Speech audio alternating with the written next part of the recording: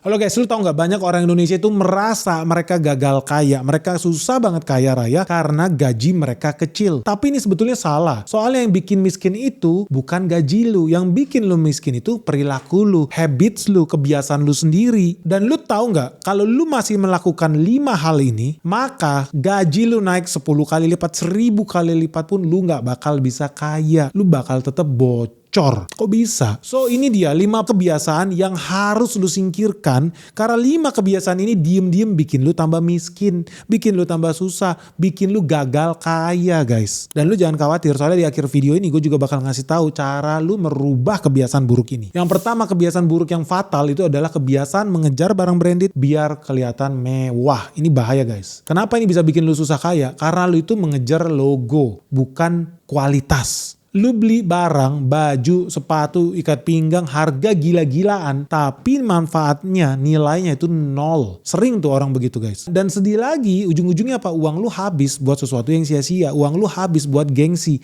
Uang lu habis buat menyenangkan orang lain yang sebetulnya gak peduli sama lu dan gak kenal sama lu karena gengsi. Jadi lu punya duit habis buat gengsi. Bukan habis buat investasi. Duit habis buat menyenangkan asumsi, pikiran, mata orang lain. Bukan buat masa depan lu sendiri. Ya investasi lu. Ujung-ujungnya lu bakal miskin terus. Duit seberapapun banyaknya gak bakal pernah cukup. Karena lu hidup di dunia orang lain.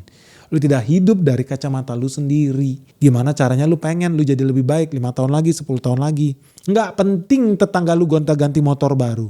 Nggak penting temen kantor lu gonta-ganti handphone baru. Nggak penting. Itu contoh perilaku yang salah kalau lu dikit-dikit mau upgrade ini, mau beli ini, beli itu. Beli hoodie baru, beli sepatu jutaan biar kelihatan keren. Padahal orang gak ada yang peduli sama lu guys. Jujur mereka gak peduli. Gak ada orang lihat sepatu lu merek apa. Gak ada. Sebetulnya orang gak ada yang peduli dengan itu. Bahkan lu sampai ada orang nih gua ketemu. Mereka bisa ganti outfit baru tiap minggu biar kelihatan update. Gila ini orang nih. Betul-betul menurut gua sedih nih. Dan ujung-ujungnya orang-orang begini, by the way banyak nih di SCBD yang begitu ya. Punya gaji belasan juta, puluhan juta. Nothing, gak jadi apa-apa. Ujung-ujungnya apa? Dikejar-kejar pinjol. Gua tahu dari mana. Gue punya temen, punya usaha, minjemin duit. Gua tanya, kenapa lagi stres? Iya, gua ada pernah minjemin duit ke orang SCBD. 60 juta. Kerjaannya apa? Ya dia salah satu petinggi di perusahaan perbankan di sana di SCBD. Ternyata kerjanya ngutang buat gaya hidupnya. Jadi tiap terima duit gaji bulanan dia sekitar 60-an juta. Udah habis buat bayar cicilan dia guys. Ngeri gak? Plafon kredit dia mentok kanan guys. Lu kira cuman kualitas grafik di handphone atau di komputer kalian yang bisa mentok kanan ya? No. Ini plafon kredit dia mentok kanan. Padahal dia pejabat tinggi di sebuah bank di SCBD. Ternyata gaji dia habis dari bulan ke bulan cuma buat bayar bunga cicilan pinjol dia. Ngeri sih. Padahal ada cara yang lebih benar sih guys. Gimana caranya lu gak jadi korban budak barang-barang branded. Supaya lu gak usah lagi upgrade fashion tiap detik, tiap bulan, tiap minggu. Gak usah. Lu cukup beli pakaian yang simple, warna-warna yang netral, bisa dicombine dengan celana apapun, dengan aksesoris apapun, dan yang paling penting awet. Karena sekarang lu bisa belajar, lu sebaiknya jadi manusia yang lebih fokus ke fungsi, bukan fokus ke brand. Dan lu harus sadar diri, besok-besok lu mau beli tas harga 35 juta atau lu mau ganti celana harga 2 juta, lu harus saksikan video Benix ini. Kenapa? Karena di sini ada pelajaran penting dari Charlie Munger. Orang ini punya duit 40 triliun. Kalau pergi ke toko apa yang dia lakukan? Dia cari baju yang harganya $7. Dia cari celana yang harganya $7. $7 itu berapa? 100 ribu rupiah guys. Jadi lu bayangkan salah satu orang terkaya di dunia duitnya 40 triliun. Kalau pergi belanja dia pergi ke Costco. Costco ini bukan toko barang mewah guys. No, Costco ini adalah toko barang diskon. Toko barang murah. Lu bayangkan orang dengan duit 40 triliun beli celana harga $7 pergi ke Costco. Gak percaya lu lihat video ini. I bought at Christmas time a flannel shirt at Costco. They cost $7 each, more or less. And it was a soft flannel and it was better and so forth. And then I bought pants and I paid like $7. They stretch around my waist and they're partly water resistant, what have you. Jadi buat teman-teman di rumah sana, khususnya yang masih muda, dan gue lihat juga ada sedihnya ya, ada orang umur 42 tahun, gue lihat susah banget hidupnya karena hidupnya ngejar barang branded biar kelewatan mewah. Jam tangan harus Apple, Udah jam tangan Apple harus gonta-ganti, Apple Watch 1, Apple Watch 2, Apple 3, ganti tahun, ganti itu. Ujung-ujungnya apa? Cuma hidup dari lubang ke lubang rentenir. Hidup gak jauh dari pinjol, hidup gak jauh dari debt collector kartu kredit. Gak usah jadi orang kayak gitu guys. Hidup berdasarkan utilitas. Beli yang lu butuhkan bukan yang lu inginkan. Nah yang kedua guys, perilaku bikin miskin itu ya beli gadget tiap tahun. Kalau tadi kan beli barang branded biasanya fashion, tapi ini beli gadget. Banyak orang gak bisa stop. Gadget harus mengikuti mana yang paling ngetren, paling modern, paling cepat, paling canggih, loadingnya paling kenceng. Ujung-ujungnya apa? Dia upgrade handphone tiap tahun, upgrade tablet tiap tahun, upgrade TV di rumahnya, kulkas di rumahnya harus smart TV, smart rice cooker lah segala macam.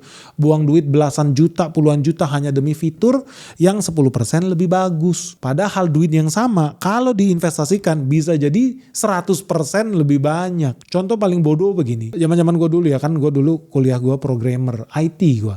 Jadi kadang-kadang kalau Nvidia itu suka ngasih kartu grafis dari GTX 970, GTX 980, terus upgrade lagi jadi series 1000 series, terus upgrade lagi jadi seri 1000 series, ada 1060, terus jadi 1030, ada segala macam lah. Kadang-kadang ketika di upgrade itu, lu harus bayar 2 kali lipat lebih mahal. Dulu beli VGA card misalkan harga 3 juta, datang seri baru, lu harus bayar 6 juta, 2 kali lipat lebih mahal.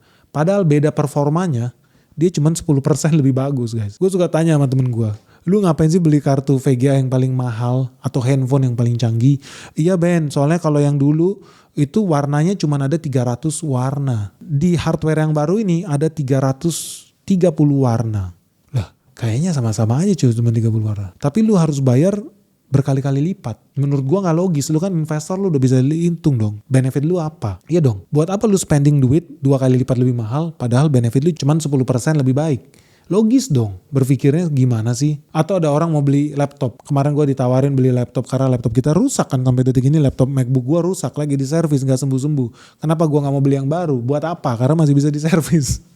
So lu bayangin guys, dia nawarin gimana lu mau ganti gak dengan laptop yang lebih baru? Lu mau beli gak nih ada laptop sekarang udah M4, jauh lebih cepet tuh dibanding punya lu. Cuman M1, harganya beda 4 kali lipat, buat apa? Emang lebih cepat 4 kali lipat? Enggak juga. Terus apa lagi? Ya monitornya udah 144 Hz monitornya nih. Kalau laptop gua belum sampai 100 Hz. Pertanyaan gue simple, gua kan manusia ya.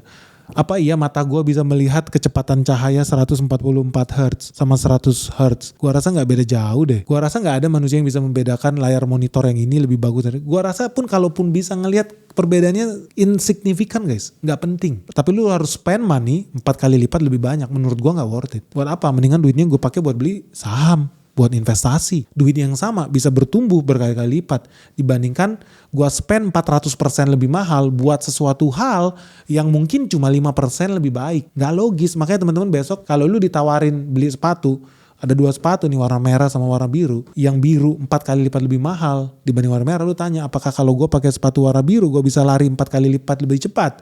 Apakah kalau gue pakai sepatu warna biru gue bisa terbang? Apakah gue kalau pakai warna biru gue bisa berenang lebih cepat? Gue rasa enggak. Lu harus tanyakan itu, apa benefitnya? Apa feature-nya? Worth it enggak? Memberikan kemudahan enggak ke dalam hidup lu? Memberikan kenyamanan enggak? Mengupgrade enggak value lu? Kalau iya ya why not? Ya gue jujur aja dibanding gue beli sepatu harga puluhan juta. Mendingan gue kemarin habis ikut kursus. Nilainya sama juga 40 juta. Tapi ya gue dapat ilmu jauh lebih banyak. Gue dapat value jauh lebih besar. Sepatu gak ada 2-3 tahun rusak. Tapi ilmu gue bisa bawa seumur hidup gue. Itu jauh lebih penting. So lu jangan sampai terjebak perilaku yang salah. Gonta-ganti gadget tiap tahun. Beli HP baru hanya karena serial terbaru. Softwarenya lebih canggih. Warnanya lebih banyak. Padahal mah lu juga gak bisa bedain. Yang kiri sama yang kanan lu gak bisa bedain. Orang beli TV kemarin gak bisa bedain. Harus beli TV ini sudah OLED. Emang kenapa kalau yang sebelahnya cuma QLED? Lu bisa bedain OLED sama QLED? Gua rasa enggak. Nanti ada lagi yang ini sudah mini LED. Lu emang bisa bedain? Gua rasa juga enggak. Pun lu punya waktu enggak buat nonton TV? Gua tanya sama temen gua tuh. Enggak. Dia sehari nonton TV enggak mungkin. Karena dia masuk kerja jam 5 pagi. Pulang dari kantor jam 11 malam. Ujung-ujungnya pernah nonton TV? Enggak. Ujung-ujungnya dalam 1 bulan nonton TV paling 2 kali. Dan lu gak bakal melihat tuh bedanya tuh. Yang OLED, QLED, mini LED, super LED, apalah itu lu gak bakal tahu. So buat apa? Kecuali lu orang direktur film ternama. Atau lu konten kreator ternama yang memang punya akurasi gamma, color, gamut yang harus akurat. Karena lu berbisnis percetakan atau lu berbisnis periklanan. Atau lu berbisnis desain grafis.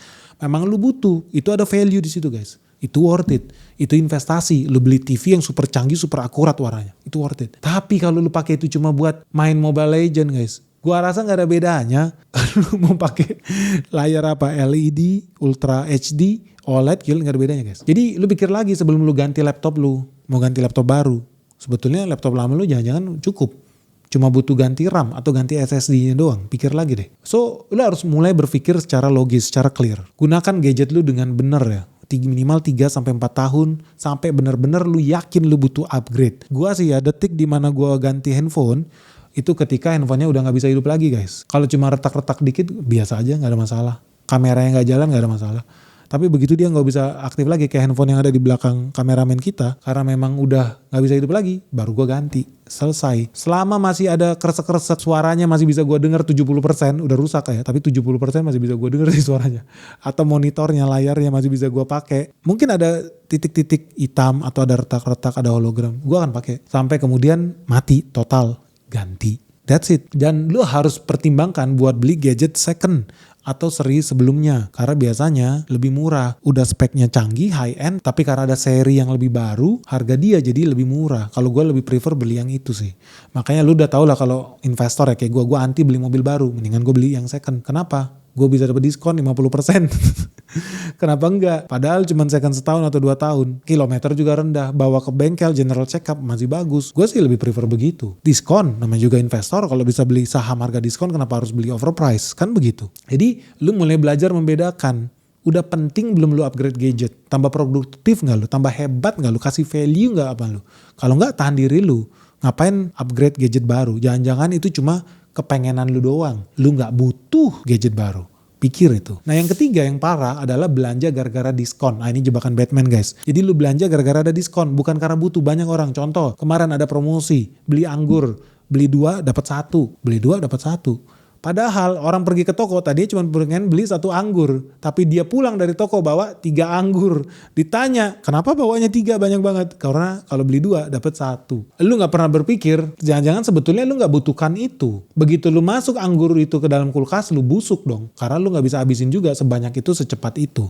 Bahkan ada yang gak muat kulkasnya. Ujung-ujungnya busuk juga di luar. Orang niatnya cuma beli 1, tiba-tiba jadi beli 3. Dia berpikir dia bisa hemat, bonus gratis 1. Yang dia tidak pikir, tadinya dia cuma mau beli 1, tiba-tiba jadi belanja 2. Ujung-ujungnya lu belanja 2 kali lipat lebih banyak dibandingkan yang seharusnya. Tapi mindset lu dilatih buat berhemat. Tapi berhemat dari mana? Ya karena dapat 1, Bang. Enggak, lu itu keluar 2. Lu bukan dapat 1, lu itu keluar 2 guys. Pikir belanja gara-gara diskon ini jebakan Batman. Atau ada lagi, beli 1 nanti barang yang kedua diskon 50%. Wah lumayan nih diskon 50%. Tidak. Yang ada lu itu keluar 150%. Ya dong tadinya lu cuma mau keluarin 100% duit lu. Tiba-tiba lu beli 2. Lu jadi keluar 150%.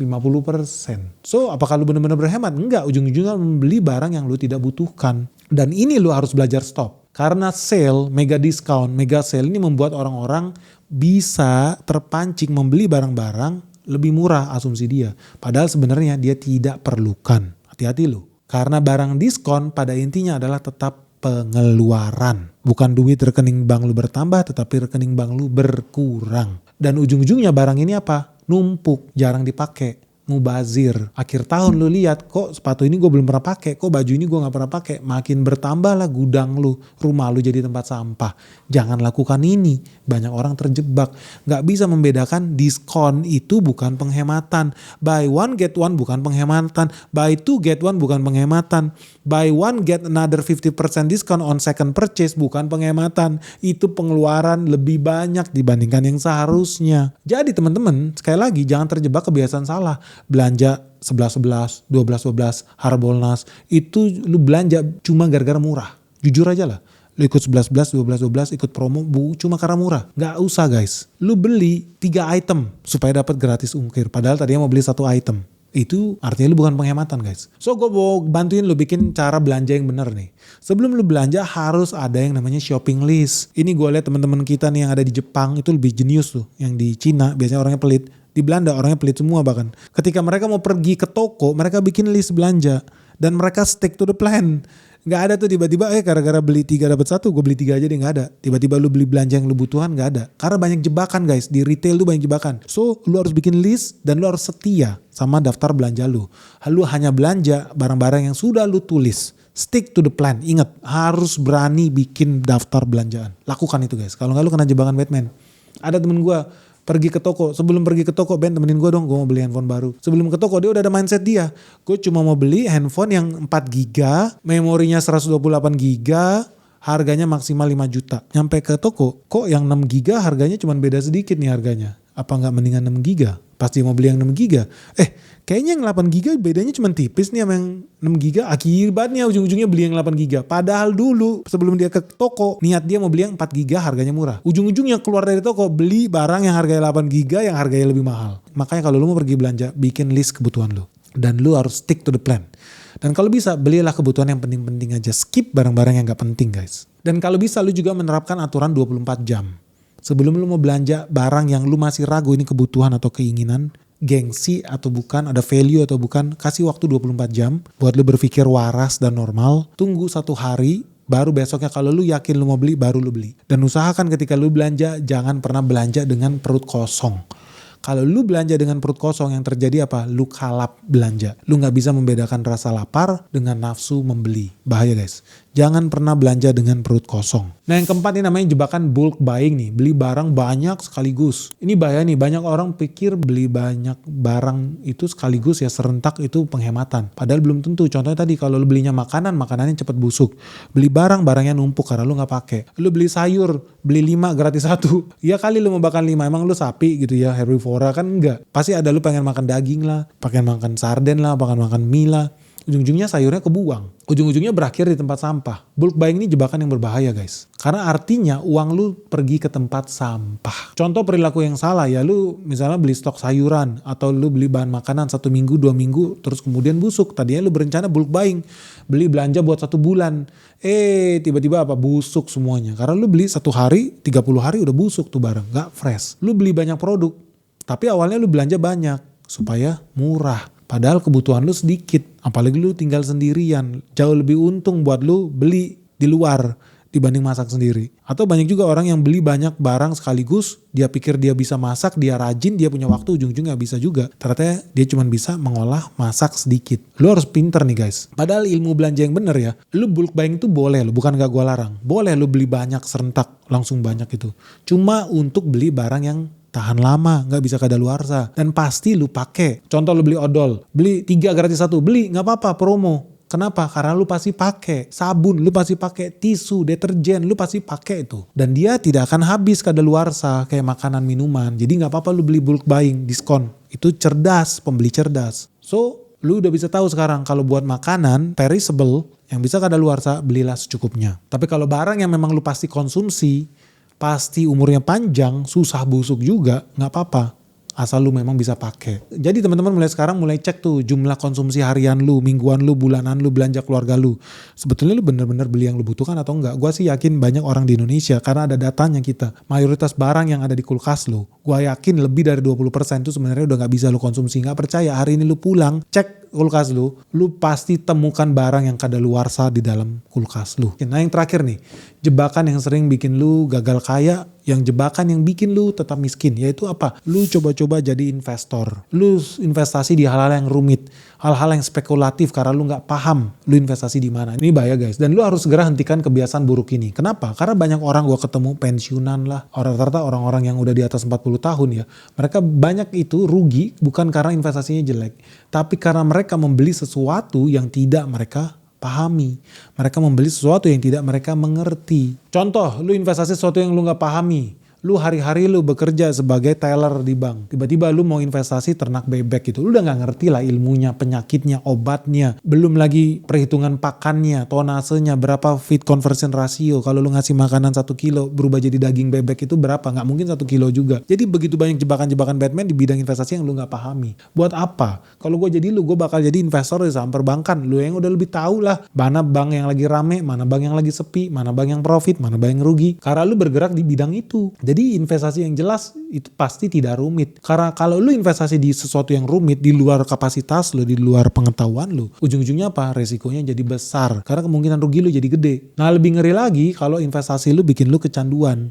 Kecanduan apa? Kecanduan bisa jadi cepet kaya nih. Ujung-ujungnya apa? Lu malah rugi. Hati-hati guys, ada orang nawarin peluang investasi penghasilan 10% per bulan. Udah pasti scam kalau menurut gua. Goodbye, thank you, no. Udahlah. Nggak usah aneh-aneh. Ujung-ujungnya apa? Spekulatif. Lu bukan lakukan tindakan investasi, lu malah berjudi guys. Contoh perilaku salah, lu FOMO nih ikut-ikut. Kayaknya kripto ini bakal cuan. Saham gorengan, robot trading, Ponzi, MLM. Basisnya katanya investasi, ujung-ujungnya apa? Tipu-tipu. Ujung-ujungnya gak jelas, lu juga gak pahamin. Banyak tipu-tipu itu jelasin dia nanti lu cuan dari sini, duitnya dari sini, nanti bikin buka tambang emas, nanti tambang emas ini menghasilkan koin, koinnya bisa dijual, lu investasi di perusahaan gua. Ujung-ujungnya apa? Kabur. Terlalu ribet. Banyak tuh investasi dibikin jelimet perhitungannya, ujung-ujungnya apa? Kabur. Ujung-ujungnya investasi bodoh. Nggak begitu. Investasi itu harus simple, masuk akal, logis, selesai. Dan lu harus tahu fundamental investasinya. Jangan lu investasi karena kata orang, kata temen. Jangan ikut-ikutan. Lu betul-betul harus tahu dengan yang lu mau invest. Makanya paling gampang investasi ya dari hal yang resikonya rendah. Yang bisnisnya lu mudah pahami. Harus. Contoh, kalau lu mau mulai belajar investasi, ikutlah instrumen yang sederhana, yang stabil, yang safe. Misalkan lu beli deposito, lu beli emas, surat utang negara. Itu udah pasti jauh lebih aman dan fix. Pasti lu dilindungi. Gak mungkin negara kolaps, gagal bayar lu, nggak. Kemungkinannya sangat-sangat kecil. Lu belajar di situ, lu damai nggak jadi investor di situ. Baru kemudian lu naik level. Ambil yang resikonya sedikit lebih tinggi karena returnnya sedikit lebih tinggi juga. Tapi lo harus membiasakan dulu jiwa investor lu. Gak ada orang beli emas hari ini jual 2 detik lagi. Gak ada. Orang gila. Iya. Lu ngaku investor emas, beli emas hari ini, lu jual mungkin 5 tahun lagi, 10 tahun lagi. Itulah investor. Lu nyaman gak dengan itu? Lu invest di surat utang negara, lu invest di deposito juga sama kan? Lu tunggulah 1 tahun, 2 tahun, lu nyaman gak, cocok gak dengan lu? Lu punya jiwa investor gak? Atau jangan-jangan lu 1 detik, 2 detik langsung lu jual, gak masuk akal. Jadi wajib buat lu harus memahami dulu apa yang lu beli sebelum lu memutuskan masuk ke investasi manapun itu. Dan lu harus konsisten investasi tiap bulan. Jadi lu terbiasa melihat bertambah investasimu, bukan berkurang. Makanya penting investasi pakai uang dingin guys. Apapun itu investasi lu, mau investasi rumah, investasi tanah, investasi emas, bahkan emas sekalipun aja geraknya naik turun loh. Jangan sampai lu mudah panik. Ketika harganya turun lu malah jual. Ketika harganya naik lu malah beli, itu kan kebalik logika lu. Kapan lu untungnya? Kalau turun lu malah jual, kalau naik lu malah beli. Salah, justru ketika turun lu beli. Terus ya udah, lihat aja dalam jangka panjang, gue yakin akan bertumbuh. So teman-teman, semoga dari sini lu udah jelas lah. 5 kebiasaan ini sering banget bikin orang Indonesia tambah miskin karena dia tidak ngerti apa yang dia beli. Dia tidak ngerti apa yang dia konsumsi. Dia tidak ngerti apa yang dia investasi. Bahaya. Dan ini penting buat teman-teman share ke semua orang. Karena gue mau teman-teman tambah kaya raya, tambah sejahtera. Kalau lu semua tambah kaya raya, tambah sejahtera. Artinya perekonomian rakyat Indonesia, masyarakat Indonesia tambah baik, tambah bertumbuh. Ini yang namanya kata Purbaya, kita sama-sama cuan, sama-sama kaya raya. Penting buat gua, lu itu tambah cuan supaya negara kita jadi lebih baik lagi guys. Makanya dari sekarang semoga lu udah mulai ngerti ya, kalau lu mau tambah kaya itu bukan cuma soal nambah gaji lu, enggak, tapi lu juga harus belajar ngurangin kebocoran lu. Dan kalau lu udah bisa mengurangi kebocoran lu, berarti lu udah bisa menyisihkan duit buat investasi, buat nabung, buat modal masa depan lu. Bukan lagi sibuk memuaskan gengsi lu atau naluri-naluri niat impulsif buying lu yang gak penting itu. Oke guys ya, semoga lu paham dengan maksud video ini. Dan kalau lu setuju, coba deh lu komen. By the way, lu setuju gak sih dengan video Benix? Dan dari 5 hal yang gue jabarin tadi, mana yang sebetulnya paling sering bikin dompet lu bocor selama ini? Boleh sharing gak sih di kolom komentar ke bawah ini? Dan lu bayangkan ya, kalau duitnya lu taruh ke emas aja, di 5 tahun yang lalu, hari ini udah naik hampir 150% loh. Dan lu coba hitung sendiri deh. Kalau 5 tahun yang lalu lu hentikan kebiasaan lu, terus lu pindahin ke emas atau ke saham IPCC, bukan rekomendasi jual atau beli. Lu tau gak hari ini udah naik hampir 200%. Coba deh lu hitung kebiasaan lu itu, kebocoran lu itu. Artinya hari ini lu udah cuan berapa sih? Kalau 5 tahun lalu lu berhasil menghentikan kebiasaan buruk lu itu. Kebiasaan yang paling bikin dompet lu bocor. Hari ini udah naik 2 kali lipat. Berarti lu hari ini harusnya dapat duit berapa sih di rekening bank lu? Share dong di kolom komentar di bawah ini jebakan-jebakan mana yang paling sering menipu lu. Oke guys, semoga video ini bermanfaat. Jangan lupa segera share video ini sebanyak-banyaknya. Dan subscribe channel Benix. Salam sehat, salam cuan, bye-bye.